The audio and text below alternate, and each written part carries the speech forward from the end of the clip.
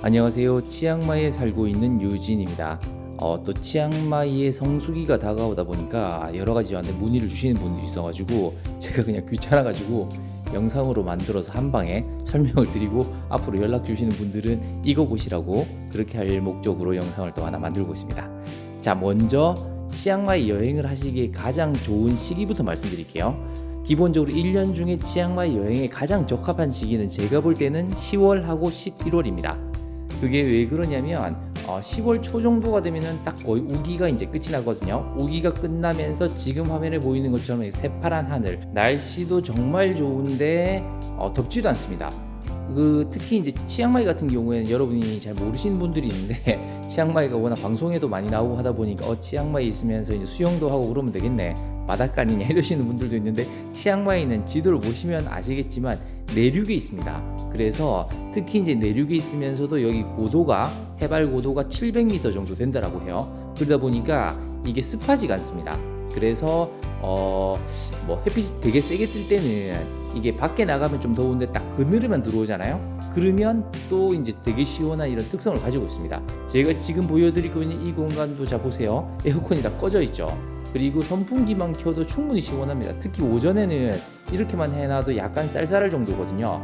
이미 지금이 10월 중순인데 이렇습니다. 그래서 11월, 12월 그리고 1월 초 정도에는 치앙마이는 밤에 전기장판 켜고 잔다는 말이 그냥 나오는 말이 아니라는 거. 그래서 이제 요 시기가 딱 좋은데, 특히 이 시기 같은 경우에는 그러니까 10월, 11월이 왜 제일 좋냐면 11월 말, 그러니까 12월부터는 1월 정도까지의 성수기입니다. 그때는 사람들이 굉장히 많이 밀려들고요. 그리고 또 이제 그러다 보니까 이제 밤값도 비싸지고 어디를 가든 이제 복잡하거든요. 그게 딱 시작되기 이전, 그러니까 날씨는 정말 좋은데 성수기가 시작되기 딱 이전, 그러니까 10월 정도부터 해서 11월 초 중순 정도까지 그때가 제일 좋다라고 생각합니다. 근데 문제는 이제 그때 이제 방학이 아니니까, 아니면 그때 휴가를 내 가지고 이렇게 장기로 올 수가 있는 분들이 거의 많이 없으니까 그렇겠죠. 아무튼 그렇고요. 그리고 그 이후에 12월 그리고 1월, 11월 정도가 딱 좋습니다. 왜냐하면 우기가 끝나고 날씨는 좋고요. 그러면서 이제 또 이제 황사도 없고, 그래서 그 시기가 제일 성수기입니다. 자, 그리고 이제 1월 말 정도부터 5월 초 정도까지는 좀 조심을 하셔야 되는 게, 이때 이제 미세먼지가 되게 심해집니다. 근데 이거는 사실 복불복이에요. 왜냐하면 이게 1월 말부터 제가 되게 넓게 잡은 거고요. 안 그럴 수도 있습니다. 1월 말 정도부터 5월까지는 이 미세먼지가 심해지는데, 여기에 미세먼지는 중국발의 영향이 아니고요. 지도상에 보면은 치앙마이 위쪽에 미얀마하고 이런 지역들이 있는데, 이쪽 국경 지역하고 위쪽에서 옥수수 농사를 짓거든요. 한 1월 정도부터 얘가 이걸 다 태우기 시작합니다. 그러면 여기서 이제 화전으로 인해서 그 태워지는 그 화재로 인한 미세먼지가 이제 뿌옇게 이제 밀려 들어오기 시작하거든요. 그래서 이 미세먼지의 특징은 이제 탄 냄새가 좀 많이 납니다. 자, 근데 이거를 아셔야 될 게, 이게 매년 어떻게 될지는 진짜 복불복이에요. 그러니까 어떤 때는 굉장히 심할 때가 있고요. 지금 영상에 보여드리는 것처럼 정말 이렇게 잘 보이던 산이 전혀 안 보일 정도로 정말 심할 때도 있거든요. 근데 또 작년 같은 경우에, 올해죠, 2025년 같은 경우에는 거의 피해가 거의 없었어요. 그러니까 1월 말부터 해서 5월까지 한 2주 정도만 좀 심하다 싶을 정도로 탄 냄새가 나고, 그리고 이제 좀 공기가 부였는데, 이건 희한하게 또 올해는 또 괜찮더라고요. 그래서 이게 어떻게 될지는 아무도 모릅니다. 참고로 그렇습니다. 올해는 왜 괜찮았냐면 바람이 북풍으로 좀 불었대요. 전반적으로 북쪽으로 부는 바람이 좀 더 셌다라고 해요. 그러다 보니까 이제 올해 같은 경우에는 밑으로 이제 이게 안 퍼지고 이 미세먼지들이 위쪽으로 올라갔다라고 합니다. 그래서 올해는 좀 괜찮았다라고 하는데, 앞으로 어떻게 될지는 모르겠습니다. 자, 그럼에도 불구하고 4월에 보면 또 송크란이라고 하는 대단한 축제가 하나 있거든요. 물축제가 하나 있어가지고 요거는 한번 또 즐겨보시기를 추천을 드립니다. 자, 그리고 이제 5월 말 정도가 되면 이제 우기가 시작이 되거든요. 그러면 이제 5월부터 해가지고 9월 말, 10월 초 정도까지 이제 우기가 오는데, 이 우기 같은 경우에도 사실은 우기 때문에 여행을 못할 정도는 아닐 수도 있습니다. 왜냐면 이게 한국처럼 이렇게 계속 장마처럼 종일 비가 오는 건 아니거든요. 기본적으로 태국의 우기는 수콜성 비가 오기 때문에 갑자기 이런 식으로 하늘이 쨍하고 맑다가 갑자기 이제 폭우가 쏟아지는 형태로 1시간, 2시간 비가 쏟아집니다. 그러다가 이제 비가 안 오는 형태이기 때문에 골프를 치거나 아니면 여행을 할 때도 이제 비만 좀 피하면 또 괜찮고, 또 이제 비 오면 시원해지니까 또 괜찮다라고 하더라고요. 왜냐하면 한 1월 말부터 5월 정도 사이에는 태국이 제일 더울 때입니다. 왜냐면 비도 안 오고 제일 더울 때인데 5월 초, 5월 정도부터 해가 비가 오기 시작하면서 급격하게 이제 좀 시원해집니다. 그나마. 그래서 이제 그때도 괜찮고요. 그리고 이제 제가 보여드리는 이런 공간처럼 숙소가 좀 괜찮은 데를 잡으신다면 이런 데 있으면서 비가 오는 걸 이렇게 보면서 창문을 열어놓고 있어도 그것도 꽤나 운치가 있습니다. 그래서 제가 볼 때는 우기도 나쁘지 않다라고 보고요. 그래서 실제로 이제 치앙마이 여행을 하는 고수분들은 겨울에 성수기 말고 우기 때 오히려 여기서 이제 골프도 많이 치시고 그때 여기 여행을 많이 하시더라고요. 그러면서 그때는 성수기가 아니기 때문에 골프장도 한산하고요. 그리고 1인 플레이도 되고 1인 1카트도 된다라고 하시더라고요. 자, 그래서 일단 먼저 여행할 수 있는 치앙마이 여행에 가장 적합한 시기에 대해서 설명을 한번 드렸고요. 두 번째는 장소입니다. 어디에 호텔을 잡을 건지를 이제 생각을 하셔야 되는데, 이거는 여러분이 이제 단기로 그냥 치앙마이 여행을 TV에서도 많이 보고 하셨으니까 한번 여행을 잠깐 하시는 거랑, 아니면 여기서 장기 거주를 하실 건지, 아니면 답사를 하신 다음에 나중에 은퇴 후에 여기서 이제 장기간 계실 거라든지, 또는 그렇게 하시는 분들도 계시거든요. 한국 분들 중에 치앙마이를 좋아하셔가지고 한국이 워낙 여름이 덥고 습하고 하다 보니까 오히려 여름에도 여기를 피난을 와 계시는 분들이 계십니다. 그래서 한국 여름에 여기서 지내시고요. 그리고 한국의 겨울이 싫어서 또 여기서 지내시고, 그리고 한국의 봄, 가을엔 한국에 가 계시고, 이렇게 꾸준히 하시는 분들도 은퇴자분들이 꽤 계시거든요. 그렇게 하실 분들 같은 경우에는 또 이제 계시는 장소가 달라지는데요. 자, 첫 번째 먼저 만약에 이제 4일, 5일 정도 이제 치앙마이 여행을 하실 분들은 숙소를 저는 올드타운, 지도에 보이는, 지금 지도에서 보게 되면 네모나게 생긴 요 성처럼 생긴 게 있죠. 요게 옛날의 성이거든요.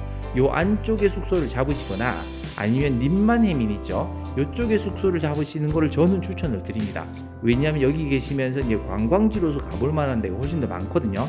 접근성이 좋기 때문에 이런 데다가 호텔을 잡으시면 되는데, 호텔은 뭐 좀 잘 찾아보시면 사람들이 추천하는 데들이 있으니까 호텔은 알아서 결정을 하시면 됩니다. 자, 근데 만약에 이제 치앙마이에 요즘에는 지금 저 찾아오시는 분들 중에 자녀 교육으로 이제 1년 정도는 국제학교에 한번 보내보고 싶은데, 이제 사실 국제학교라는 게 비싸잖아요. 그리고 이제 국제학교 보낸 학비뿐만 아니라 부모님이 같이 체류를 하게 되면 체류비도 사실 무시를 못 하거든요. 그런 부분에서 이제 어느 정도 감당이 가능한 정도 수준이라서 국제학교에 1년 정도는 보내보고 싶어 하시는 부모님들이 은근히 좀 계시거든요. 그런 분들이 답사 여행을 오시거나, 아니면 은퇴자분들이 이제 은퇴를 앞둔 분들이 여기서 나중에 이제 여름하고 겨울, 또는 겨울만 여기서 나시려고 이제 답사 여행을 오시는 분들이 있거든요. 그런 분들 같은 경우에는 산티탐에 계셔보시는 거를 저는 추천을 드립니다. 왜냐하면 다른 영상에서도 제가 말씀을 드렸다시피 이런 식으로 이제 여기 그냥 여행이 아니라 생활을 하는 거죠. 그러니까 생활을 하시면서 재래시장도 가까이 있고요. 그리고 여기서 그냥 소소하게 집에 계시면서 음식도 해 드시고 책 보고 그냥 음악 듣고 이렇게 계실 분들은 산티탐이라는 곳을 되게 추천을 드립니다. 지금 보이는 요런 가게들이 산티탐에는 되게 많이 있거든요. 그럼 요런 구멍가게라고 해야 되나? 요런 데 가게 되면 웬만한 물건들은 다 있고요. 특히 이런 가게들에 보면 대부분 얼음을 팔거든요. 이런 식으로 얼음을 팔기 때문에 집에서 굳이 얼음을 막 만들어가 드시지 마시고, 여기서 태국 돈을 10바트 정도만 주면 요런 지금 봉지에 가득 담아가지고 줍니다. 그러면 요 봉지째로 해가지고 이제 냉동실에 넣어 놓으면 제 기준으로는 거의 한 달 정도 쓰거든요.